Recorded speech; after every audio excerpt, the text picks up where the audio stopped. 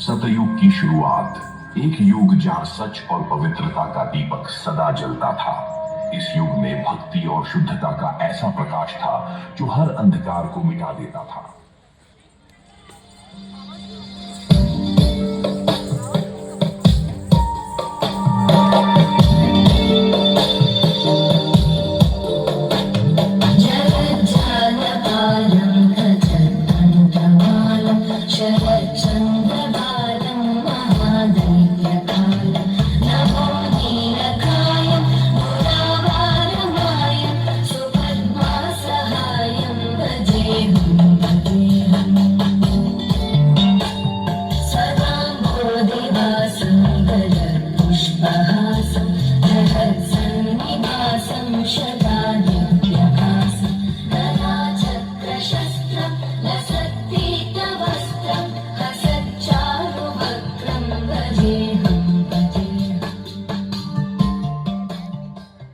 त्रेता युग, ये वह काल था जहां श्री राम और सीता के प्रेम, त्याग और धर्म का अनुसरण होता था।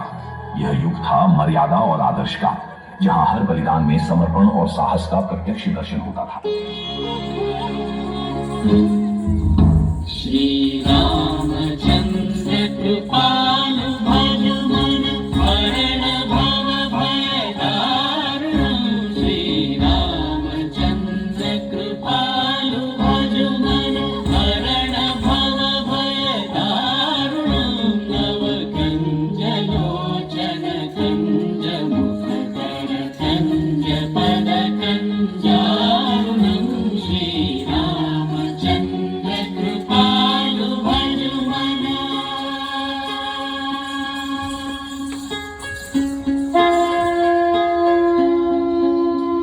शिव मुकुट कुंडल तिलक चारु उदार अंग विभूषण।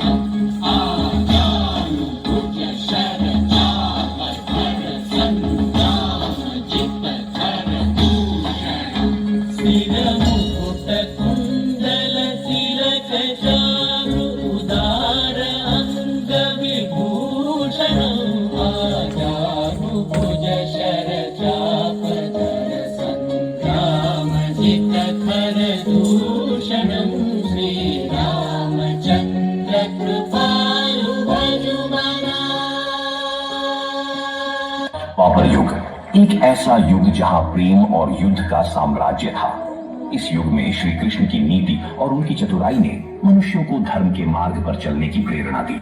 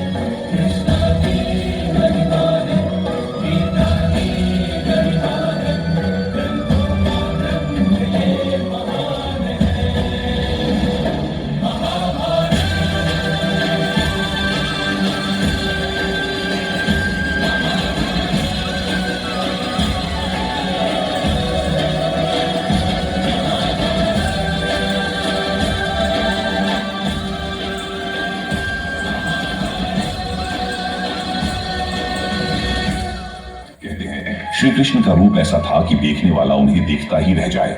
उनकी बांसुरी की मधुर तान सुनकर गोकुल की हर गोपी उनके प्रेम में अपना अस्तित्व खो देती थी।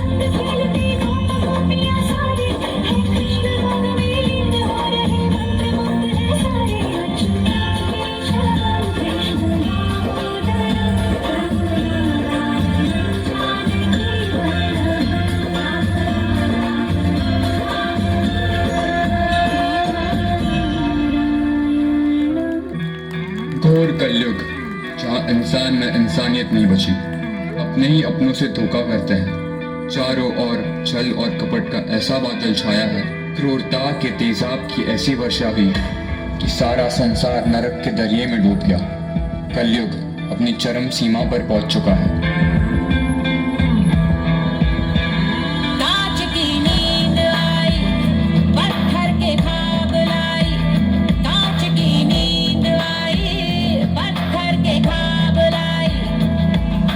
जाने रब जाने कब जख्मों से मिल गए नैना, छिल गए नैना, छिल गए नैना, छिल गए नैना, छिल गए नैना, छिल गए नैना, छिल गए नैना, छिल गए नैना, छिल गए नैना, छिल गए नैना, छिल गए नैना, छिल गए नैना, छिल गए नैना, छिल गए नैना, छिल गए नैना, छिल गए नैना, छिल गए नैना।